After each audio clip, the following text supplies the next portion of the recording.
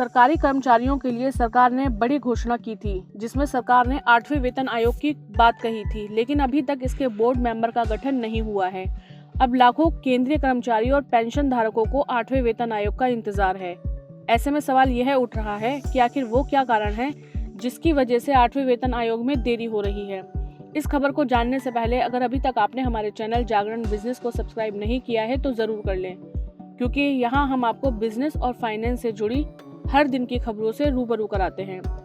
8वें वेतन आयोग का केंद्रीय कर्मचारियों को काफी इंतजार है, लेकिन इसमें देरी हो रही है और इस देरी के कई कारण हैं, जैसे सदस्यों और अध्यक्ष की नियुक्ति नहीं हो पाई है, अभी तक कोई कार्यपरिधि तैयार नहीं हुई है। वहीं 8वें वेतन आयोग को लेकर बजट का प्रावधान भी नहीं हुआ है। ये वो बड़े कारण हैं जिसकी वजह से अभी तक 8वें वेतन आयोग के सदस्यों का गठन नहीं हो पाया है। सरकार ने इसके गठन की घोषणा तो जनवरी 2025 में ही कर दी थी, लेकिन अभी तक ये तय नहीं हो पाया है कि इस आयोग में किन सदस्यों को रखा जाएगा, न ही इसके अध्यक्ष की नियुक्ति हुई है। इसे भी हम 8वें वेतन आयोग में हो रही देरी का बड़ा कारण मान सकते हैं। वेतन आयोग का गठन करना एक बड़ी जटिल और लंबी प्रक्रिया है। पहले इसके सदस्यों की नियुक्ति होती है। अभी तक 8वें वेतन आयोग के टर्म ऑफ रेफरेंस को भी नहीं तैयार किया गया है। इसे हम देरी का एक महत्वपूर्ण कारण भी मान सकते हैं। 8वें वेतन आयोग को लेकर अभी तक कोई बजटीय प्रावधान भी नहीं हुआ है।